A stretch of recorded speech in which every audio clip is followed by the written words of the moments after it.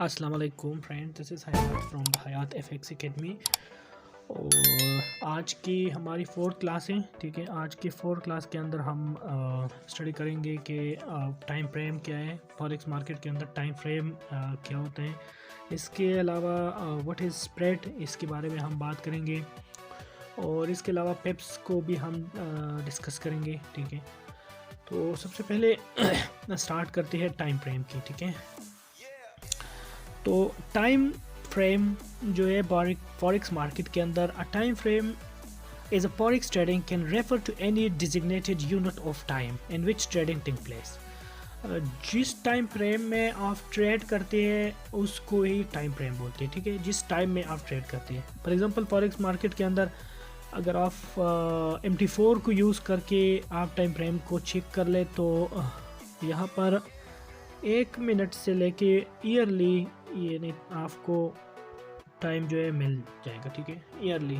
और अगर आपको मैं बेसिक से बता दूं तो यहाँ पर मोस्टली यानी कॉमनली जो यूज़ होते हैं फॉरेक्स मार्केट के अंदर टाइम फ्रेम, वो है 5 मिनट, 1 मिनट्स, 5 मिनट्स और 15 मिनट्स, 30 मिनट्स। इसके बाद आते हैं 1 आवर, इसके बाद 2 आवर, 3 आवर ये आते हैं, 2 आवर्स भी होता है। ठीक है, मोस्टली जो है 3 आवर नहीं होता, 4 आवर होता है। अगर आपको मैं बता दो ट्रेडिंग व्यू के अंदर आपको ये फैसिलिटी मिल जाएगी कि आपको 3 आवर भी मिल जाएगा। ठीक है, और आपको 1 मिनट टाइम फ्रेम भी मिल जाएगा वहाँ पर। ठीक है, तो इसके अलावा 4H 4 आवर, इसके अलावा आपको वीकली डेली मिल जाएगा। ठीक है, डेली टाइम फ्रेम भी मिल जाएगा आपको। इसके अलावा वीकली भी मिल जाएगा। ठीक है, इसके अलावा ईयरली। तो ये टाइम फ्रेम का मतलब ये है कि उसने इस चीज़ को, जो फॉरेक्स के जो मार्केट है उसको डिवाइड किया है टाइम्स के अंदर। लेकिन ऐसा नहीं है कि आप इसको टाइम के हिसाब से देख लें।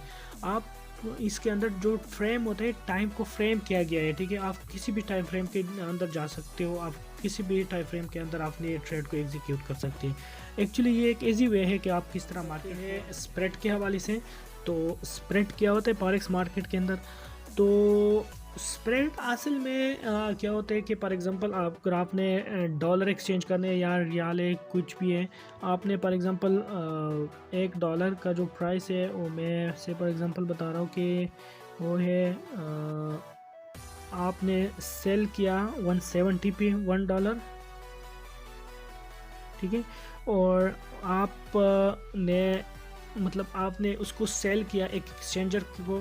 ठीक है, तो एक्सचेंजर ने आपसे लिया 170 पे। ठीक है, और वो इसको आगे सेल करेगा 180 पे। ठीक है, तो इसके अंदर जो कमीशन होता है ये एक्चुअली स्प्रेड कहलाता है। ठीक है, जो 10 का जो नंबर है 70 और 80 के बीच, जो उसको हम स्प्रेड बोलते हैं। ठीक है, लेकिन ये जहाँ पर एक्सचेंजर का प्रॉफिट होता है। ठीक है, जब हम एक रियाल या $1 फॉर एग्जांपल हमारे पास डॉलर है तो हमने डॉलर को एक्सचेंजर के पास जाके एक्सचेंज करना है। ठीक है, तो वहाँ पर हम जाके उसको हम सेल करते हैं एक्सचेंजर को, जो लोकल हमारे मौजूद होते मार्केट्स के अंदर मौजूद होते लोकल बेस के ऊपर। ठीक है, तो अगर हम उसको 170 के ऊपर अपने डॉलर पर सेल कर दें तो वो परचेज करेगा 170 पे। ठीक है, और आगे वो सेल करेगा 180 पे। ठीक है, तो इसके बीच जो 170 और 180 के बीच जो गैप आया वो है $10 या 10 वट एवर द रुपीज़ कहलाए। हम यहाँ बात कर देंगे रुपीज़ की, तो यहाँ पर जो 10 रुपीज़ है वो जो एक्सचेंजर है उसका प्रॉफिट है। ठीक है, इसी तरह ये जो 10 होता है, 10 के जो रुपीज़ होते हैं, ये ऑनलाइन मार्केट में ब्रोकर की कमीशन होती है। ठीक है, तो इसको हम स्प्रेड बोलते हैं। ठीक है, इसको हम स्प्रेड बोलते हैं, राइट। तो यहाँ पर एग्जांपल के साथ हम समझने की कोशिश करते हैं। ठीक है, यहाँ पर यूरो USD, जैसे मैंने आपको पहले ही बता दिया था कि पैर क्या होते हैं, जैसे हम फॉरेक्स के अंदर पैर में ट्रेड करते हैं। ठीक है, तो यहाँ पर यूरो USD है और उस साइड पे वाइट स्प्रेड के साथ भी वाइट यूरो USD मौजूद है। नॉर्मल स्प्रेड क्या होते हैं कि 150 60। ठीक है, यूरो USD सेल हो रहा है कितने पे? 58 पे। ठीक है, और बाई कितने पे हो रहे हैं? ठीक है, 160 पे। ठीक है, तो यहाँ पर जो गैप आ रहा है वो 2 पिप्स का है। ठीक है, 0.0002 यानी 2 पिप्स का जो डिफरेंस आ रहा है, तो यह इसको हम स्प्रेड बोलते हैं। यहाँ पर अगर आप चीज़ को सेल करते 48 और वो बाई करते 68 के ऊपर, तो वहाँ पर 20 पिप्स का डिफरेंस आ रहा है, ठीक है। तो इसको हम बोलते हैं जो कमीशन होता है, जैसे कि हम किसी करेंसी को सेल करते हो लो प्राइस पे हमसे लेते हैं, ठीक है, और वो जो लो प्राइस पे बाई करते हैं, ठीक है, और वो करते सेल करते हो हाई प्राइस के ऊपर, तो उसके जो बीच में जो कमीशन होता है वो एक्चुअली स्प्रेड कहलाता है, ठीक है। तो ये वो स्प्रेड की बात आज की बात करते हैं, क्लास के अंदर बात करते हैं what is पिप्स in the forex market. Forex market के अंदर पिप्स क्या होता है, ठीक है। तो अगर हम पिप्स को देख ले तो पिप्स होता है परसेंटेज इन पॉइंट, राइट। और जैसे कि हम PKR की बात के थ्रू मैं आपको समझाने की कोशिश करूँ, तो हम PKR में अगर $1 को अगर ले के वो कितने के बराबर होते हैं, तो हम कहते हैं कि 177.25, राइट। तो ये जो डेसिमल होता है, ठीक है, डेसिमल के राइट साइड पे जो नंबर होते हैं इसको हम डेसिमल नंबर्स बोलते हैं, ठीक है। तो इसके अंदर ही पिप्स होते हैं। इस मार्केट के अंदर पिप्स की मूव से जो डार्ट होता है ना, जो डार्ट होता है इसके राइट साइड पे जो नंबर्स होते हैं, इसकी मोमेंट जो बहुत लो मोमेंट है, ठीक है, इसके थ्रू हम प्रॉफिट गेन कर सकते हैं, ठीक है।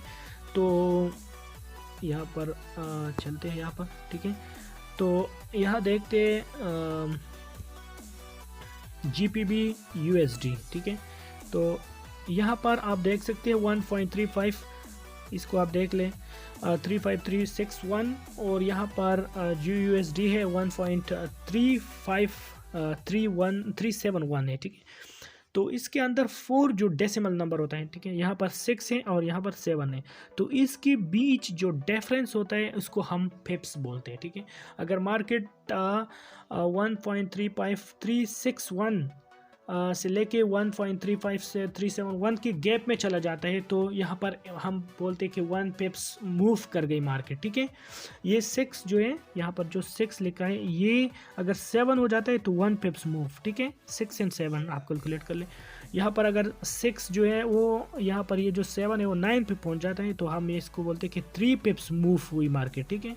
इस बात को होपफुली आप समझ गए होंगे कि 4 जो नंबर है आम जितनी भी पेयर्स हैं JPY के अलावा, ठीक है, JPY के अलावा जिस पेयर के साथ JPY हो उसका स्प्रेड निकालना अलग है, उसको मैं समझाने की कोशिश करूँ आपको, वो ईजी है। लेकिन यहाँ पर जितनी भी पेयर्स है इनके अंदर आपने 4 जो नंबर्स होता है शारिया क्या हूँ राइट साइड पे, तो उसको हम पिप्स बोलते हैं, ठीक है। यहाँ पर और हम बात करते हैं जेफानी यन की, तो फॉर एग्जांपल USD JPY ये भी एक पेयर है, ठीक है। तो फॉर एग्जांपल हम बात करते हैं कि F52, तो यहाँ पर 2 नंबर्स होते हैं, ठीक है, 2 डिजिट्स होते हैं, तो उसको हम पिप्स बोलते हैं। ये पाइप जो है वो और एक मार्केट अगर मोमेंटम शो करता है 552.36, तो 1 पिप्स मूव, ठीक, राइट। तो इस तरीके से उसके जो 2 डिजिट हैं शारिया के राइट साइड पे, तो उसको हम बोलते हैं पिप्स, ठीक है। और ये सिर्फ JPY के साथ होते हैं, ठीक है। बाकी जितने भी पेयर्स है करेंसी पेयर्स है उसके अंदर जो 4th नंबर होता है, 4th नंबर उसको हम पिप्स बोलते हैं, राइट। तो यहाँ पर एक एग्जांपल के थ्रू समझने की कोशिश करते हैं। यहाँ पर देख लें, यहाँ पर ये 2 है, इसको हम माइक्रो पिप्स बोलते हैं, लेकिन इसकी कोई वैल्यू नहीं है, इसको छोड़ दें। ये जो 8 है, इसको ये नंबर 8 है, अगर ये 5 होता तो यहाँ पर 5 पिप्स होता, ठीक है। ये अगर 4 होता तो 4 पिप्स होते, ठीक है। तो यहाँ पर 8 है तो 8 पिप्स, ठीक है। और ये 8 और 3 जैसे कि हम यूनिट 10 100 इस तरह के हम जब नंबर्स को काउंट करते हैं लो लेवल के अंदर, इसी तरह इसको भी काउंट किया जा सकता है। ये 8 पिप्स है और इसके साथ इस 3 को मिलाया जाए तो ये टोटल 38 पिप्स बन जाते हैं, ठीक है। और ये 3 जो है इंडिकेट करते हैं 3 अपनी जगह, और 8 की जगह पर आप 0 लगा ले तो ये 30 बनता है, ठीक है। और ये 5 है तो 5 की उस साइड पे आप 5 डबल ज़ीरो लगाए तो ये 500 फेप्स बनता है। और 1 है जो 1 के आगे 5 के प्लेस पे 3 के और 8 के प्लेस पे अगर आप ज़ीरो लगा रहे तो ये 100 फेप्स बन जाते हैं। और इसके आगे जो ये जो 1 है, ये जो लेफ़्ट साइड पे अशारिया के लेफ़्ट साइड पे है, इसको हम स्टैंडर्ड बोलते हैं, ठीक है, स्टैंडर्ड लॉट, राइट, जो मैंने आपको पहले ही बता दिया था कि स्टैंडर्ड लॉट क्या होते हैं। तो ये 1 लेग के बराबर होते हैं, ठीक है, राइट। तो इस तरीके से हम पेप्स को कैलकुलेट कर